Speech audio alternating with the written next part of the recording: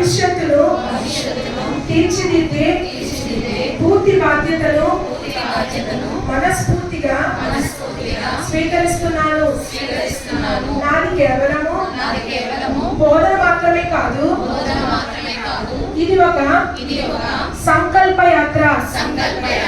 ఈ యాత్రలో ప్రతి విద్యార్థి చదవగలిగేలాగా, రాయగలిగేలాగా, ఆలోచించగలిగేలాగా, ప్రశ్నించగలిగేలాగా, సమస్యను పరిష్కరించుకోగలిగేలాగా తీర్చిదిద్దడమే మా ధ్యేయం.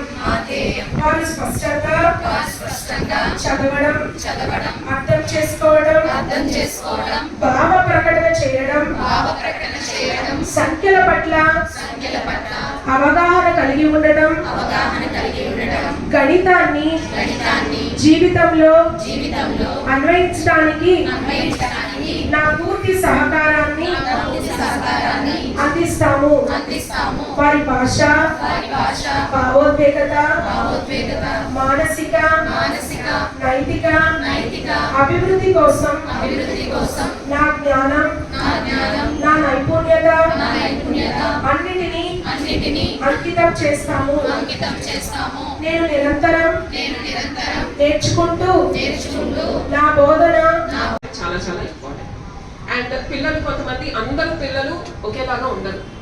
When it comes to learning, మన 5 ఫింగర్స్ డిఫరెంట్ గా ఉన్నట్లే పిల్లలు కూడా డిఫరెంట్ లెవెల్స్ లో నేర్చుకుంటారు. సో అలా డిఫరెంట్ లెవెల్స్ లో నేర్చుకునే పిల్లలకి కొన్నిసార్లు నేర్చుకోవడానికి లెర్నింగ్ డిసెబిలిటీస్ కూడా ఉండొచ్చు. అలాంటప్పుడు మీరు కూడా మాట్లాడి, మన స్కూల్లో special educator, shelter is special educator, అలా లెర్నింగ్ ఇష్యూస్ ఉన్న పిల్లల్ని ఎలా హ్యాండిల్ చేయాలి అన్నది వాళ్ళు చూస్తారు. మాకంటూ ఒక కమిటీ ఉంటుంది, ప్రిన్సిపల్, క్లాస్ టీచర్స్, కోఆర్డినేటర్స్ పాటు స్పెషల్ ఎడ్యుకేటర్, కౌన్సిలర్ అందరం కలిసి వర్క్ చేస్తాం. ఎవరైనా పిల్లలకి ఏదైనా అలాంటి ఇబ్బందులు ఉంటే పేరెంట్స్ ని కూడా పిలుస్తాము. ఈ పిల్లల్ని ఇంటి దగ్గర ఎలా ట్రైన్ చేయగలరు అన్నది కూడా మేము మీకు చెప్తాము. స్కూల్లో జరిగే దాంతో పాటు అక్కడ కూడా మీరు ఎలా హెల్ప్ చేయొచ్చో తెలుసుకోవచ్చు. And when it comes to question papers, ఇలా లెర్నింగ్ డిసబిలిటీస్ ఉన్న పిల్లలకి కూడా మన దగ్గర ఒక ఫెసిలిటీ ఉంది, ఏంటంటే డిఫరెన్షియేషన్. ఫర్ ఎగ్జాంపుల్ 5th క్లాస్లో ఒక స్టూడెంట్ జాయిన్ అయ్యారు, ఫస్ట్ టైం తెలుగు నేర్చుకుంటున్నారు. ఆ పిల్లలకి సేమ్ క్వశ్చన్ పేపర్ ఇవ్వడం జరగదు. ఎందుకు అంటే వాళ్ళు ఆ లెవెల్ నుంచి వచ్చిన పిల్లలు కాదు. వాళ్ళకి ఏ లెవెల్ నుంచి మొదలు పెట్టారో ఆ లెవెల్ టెస్ట్ చేయడానికి డిఫరెన్షియేటెడ్ క్వశ్చన్ పేపర్ ఎగ్జామ్లో ఇవ్వడం జరుగుతుంది. ఇది మీ అందరూ తెలుసుకోవడానికి. కానీ అది ఎవరు పడితే వాళ్ళ పేరెంట్స్ వచ్చి డిమాండ్ చేస్తే జరిగేది కాదు. దానికంటూ వెనకాల టెస్టింగ్ జరుగుతుంది, అసెస్మెంట్ జరుగుతాయి. నిజంగా ఎవరికి అవసరమో వాళ్ళకి ఈ ఫెసిలిటీ ఇవ్వడం జరుగుతుంది. ఓకే, సో తెలుసుకోవాలి అనుకుంటే బోలెడన్ని ఉన్నాయి. మీరు దయచేసి అందరూ ఆల్మనాక్ చదవండి, క్లియర్గా ఇచ్చింది.